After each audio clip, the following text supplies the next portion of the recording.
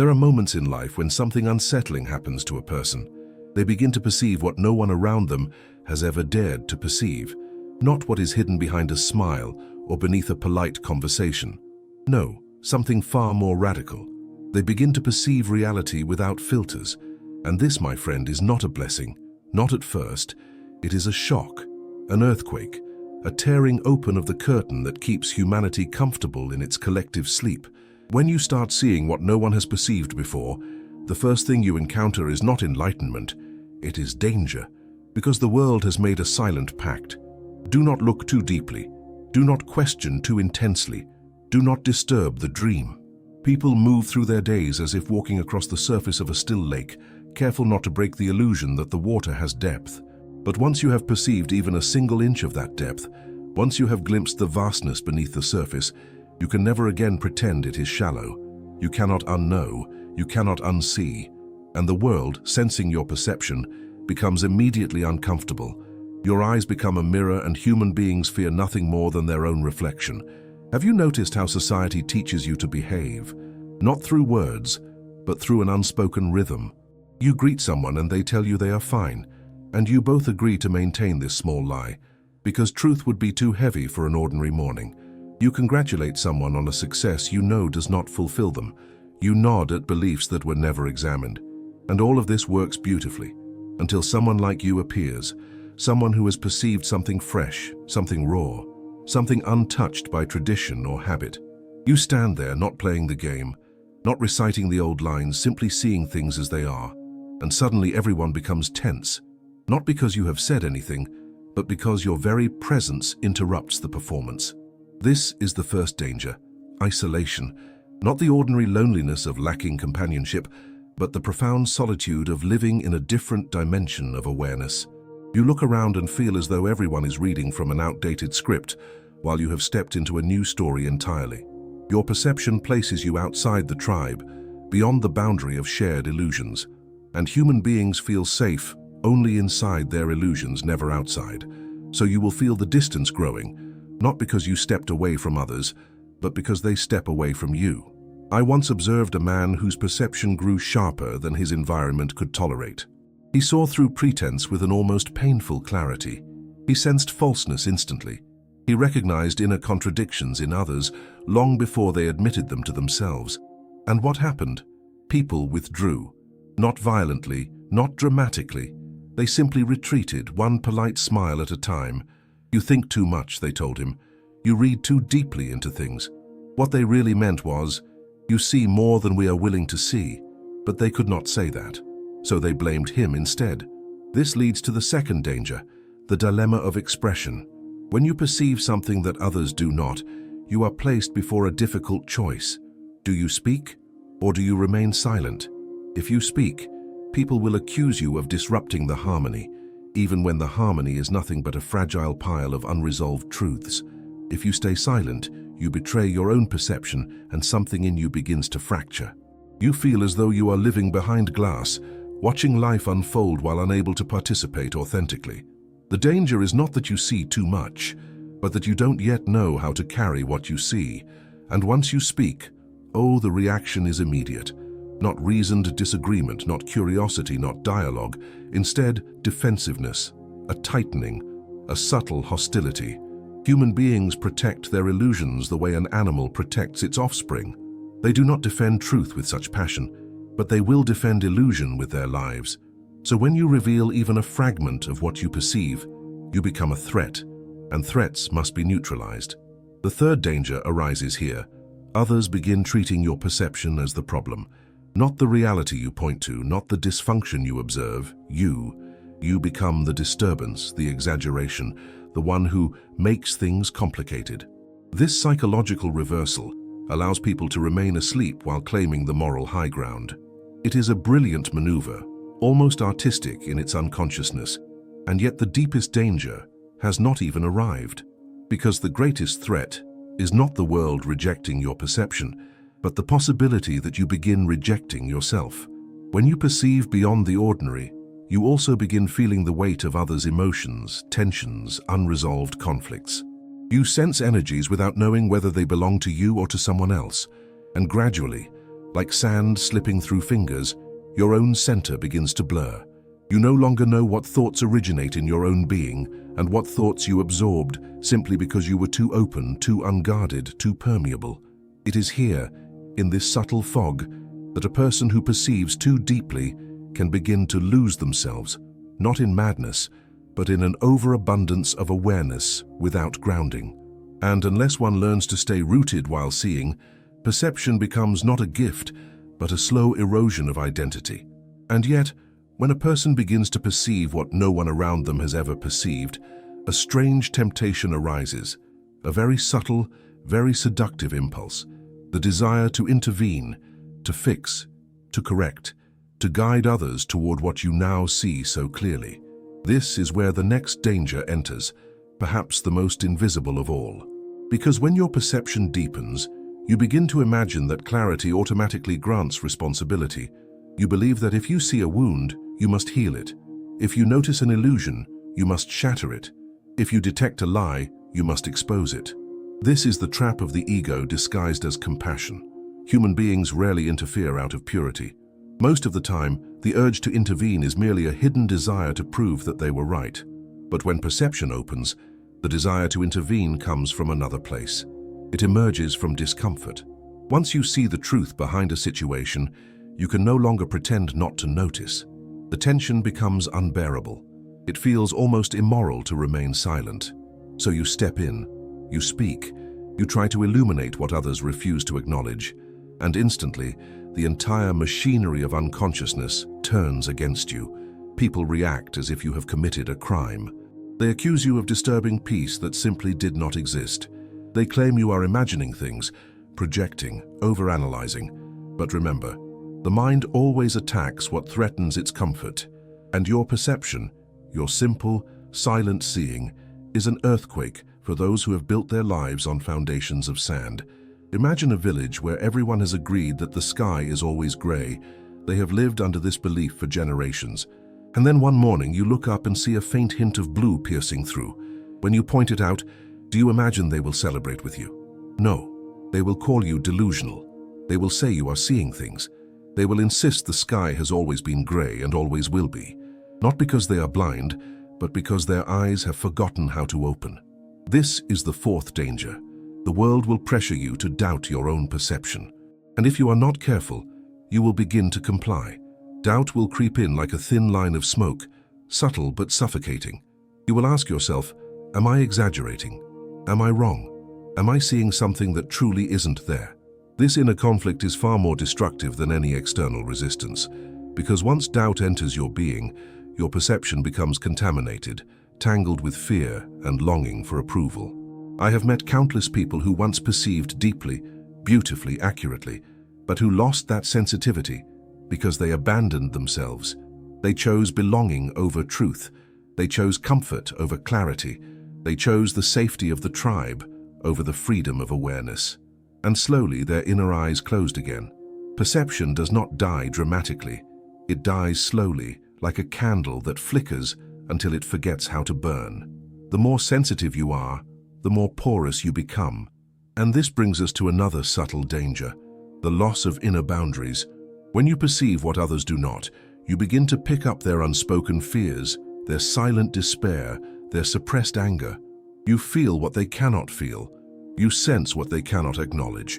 And because you see it, you unconsciously begin carrying it. The world becomes heavy inside you, not because you are weak, but because you are open. This openness is a double-edged sword. It allows you to perceive truth, but it also allows you to absorb lies, especially the lies people tell themselves. You walk into a room with a clear mind, and within minutes you feel intoxicated by emotions that do not belong to you. You mistake their chaos for your own. You begin solving problems you never created. You slowly abandon your center because you are drowning in the psychological noise of others. If you do not learn how to stand rooted in your own being, perception becomes a burden too heavy to bear. You start losing the distinction between what comes from within you and what you have absorbed from the outside. And when this confusion sets in, suffering follows. Deep suffering. Because nothing is more painful than carrying 1,000 emotions that do not belong to you, 1,000 responsibilities you never asked for, 1,000 expectations you never agreed to fulfill.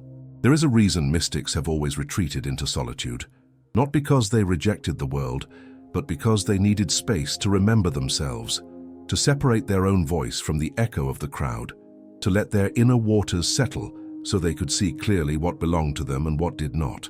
If you begin perceiving what no one has perceived before, you will feel this need too, not as an escape, but as nourishment. Silence becomes essential. Solitude becomes medicine. You realize that you must step back from the world, not because the world is bad, but because your perception is delicate. A crystal cannot survive being carried through a marketplace without protection, and your awareness is such a crystal. Once you understand this, the fifth danger becomes clear. If you do not consciously choose solitude, the world will exhaust you into numbness.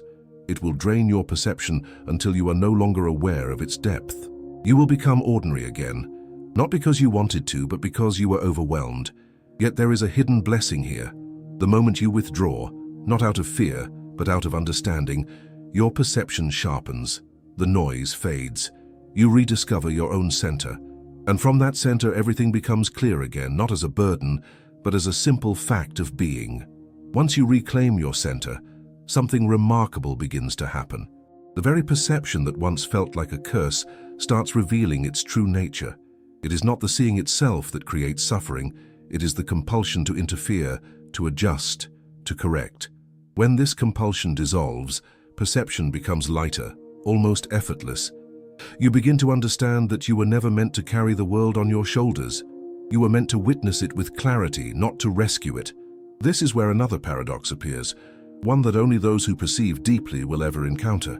The moment you stop trying to change what you perceive, your perception becomes even more precise. It is as if the universe rewards your non-interference by opening more doors, revealing more layers, offering a clearer view.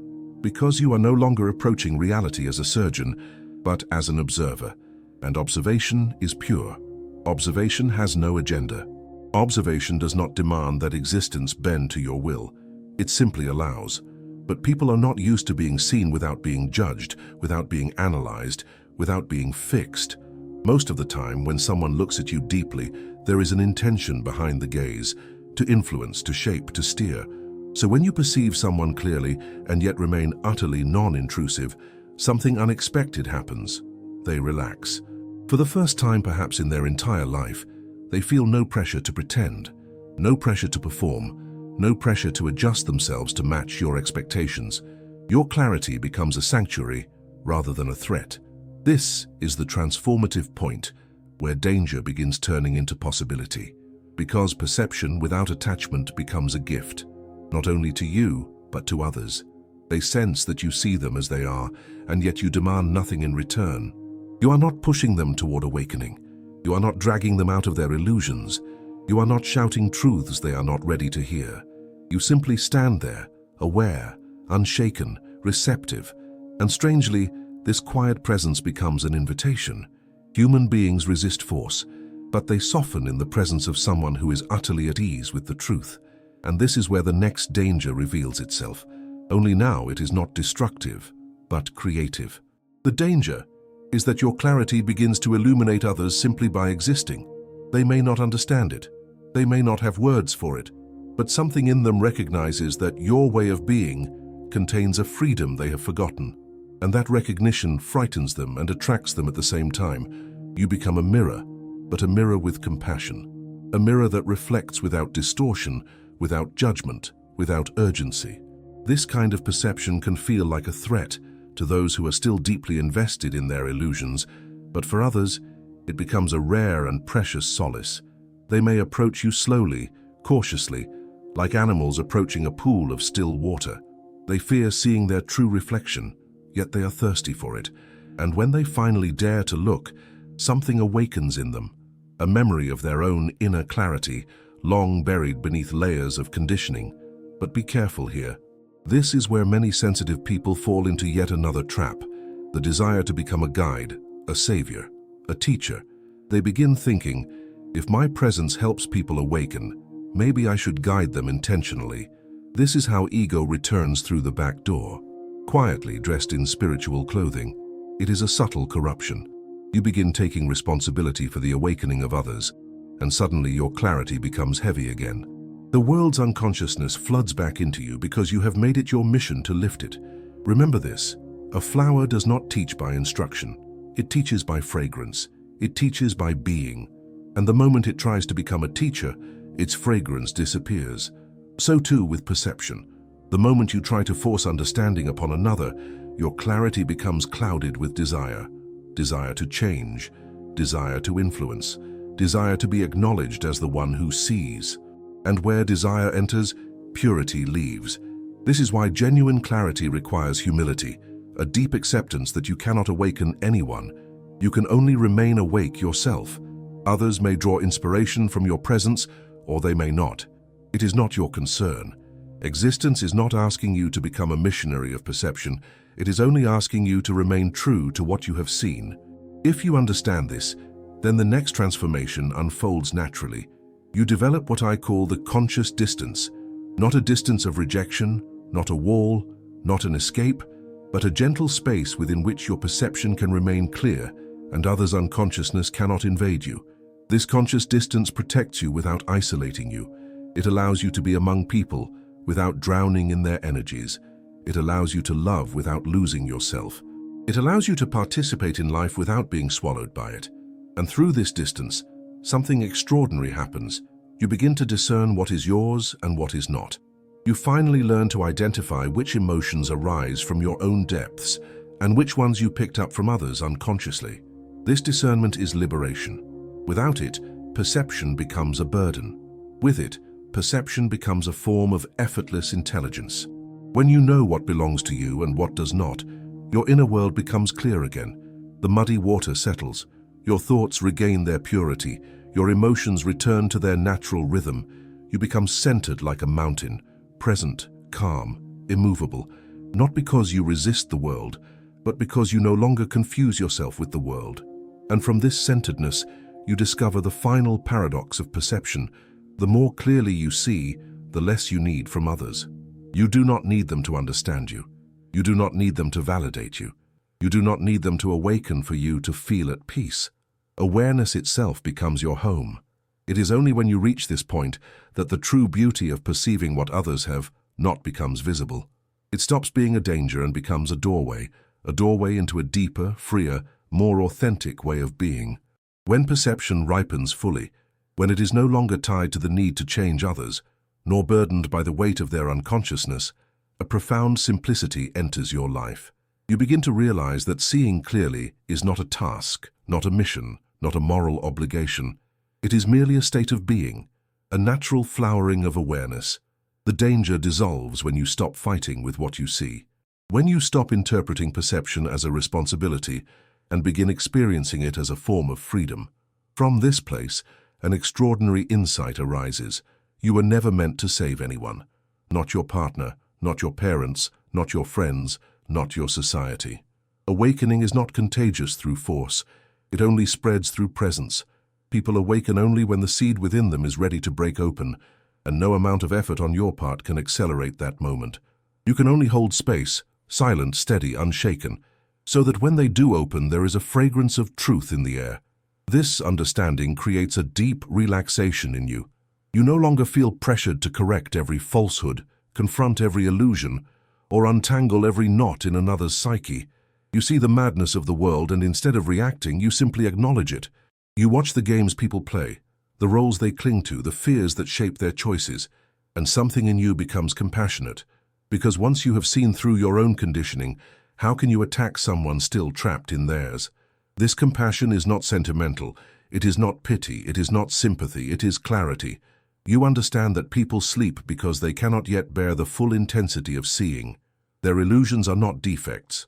They are defenses. And suddenly your perception shifts. You no longer feel the need to strip away anyone's mask. You simply stop wearing one yourself. This is where perception becomes not a danger, but a doorway into maturity.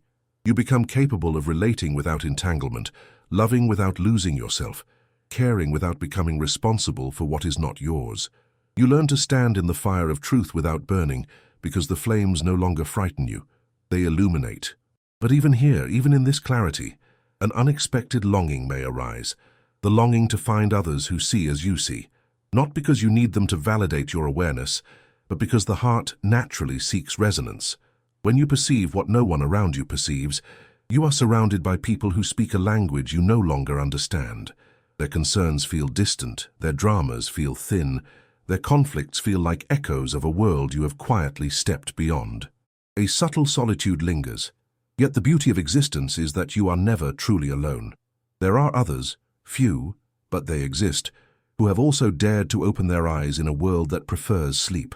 And when two such beings meet, there is an immediate recognition, silent and powerful. No explanations are needed, no masks are worn, no illusions are maintained. It is like two flames acknowledging each other in the vast darkness. A warmth emerges that does not suffocate, a connection that does not entangle, a companionship that does not imprison. When you find even one such person, the entire burden of perception shifts. You realize that what once felt like danger was simply the transition toward a new way of existing. The pain you experienced was the pain of shedding layers that were not truly yours. The isolation you felt was the space needed for your being to grow. The confusion, the doubt, the tension, they were all signs that you were moving away from the world's unconsciousness and nearer to your own truth. And truth always begins with loneliness before it blossoms into freedom. Eventually, you reach the most important understanding of all. Perceiving what no one has perceived before does not make you special. It makes you responsible, to yourself, not to others. Responsible for staying centered. Responsible for staying honest. Responsible for not abandoning your own clarity for the comfort of belonging. Responsible for carrying your awareness lightly, without superiority, without arrogance, without fear. This responsibility is not a burden. It is liberation. Because once you accept it fully, you stop looking outward for understanding. You become enough for yourself. You become whole in your aloneness. And from this wholeness, you can finally relate to the world with love. Real love, not the needy imitation society confuses it with. A love that gives without demanding. A love that sees without trying to shape. A love that allows others to remain exactly as they are while remaining true to who you are. This is the ultimate resolution of the danger, the transformation of perception into presence. The world will continue behaving as it does. People will continue living inside their illusions, holding tightly to their defenses, clinging to their ideas of who they are. But you will no longer feel overwhelmed by it. You will no longer feel the urge to interfere, nor the weight of their unconsciousness filling your chest. You will move through life like a silent flame, untouched, untroubled, clear. And the beauty is that your clarity, when held with this kind of gentleness, becomes an offering to the world. Not a lesson, not a message, not a lecture, simply an offering. Others can receive it if they are ready, they can walk past it if they are not. It makes no difference to your being. So remember this, perceiving what no one has perceived before is dangerous only when you resist it. When you embrace it, when you understand it, when you carry it with grace, it becomes your greatest strength. It becomes your doorway to freedom. And through you, quietly, without force, awareness spreads like dawn touching the edges of a sleeping city. Slowly, softly, inevitably. If even one person opens their eyes because you kept yours open, that is more than enough. And if no one does, that too is perfectly fine. Your task is not to wake the world. Your task is to remain awake yourself. If this reflection touched you, share your perspective in the comments below. Let your voice join this journey of awareness. And if you wish to continue exploring the depths of perception and consciousness, subscribe. More insights await for those ready to see.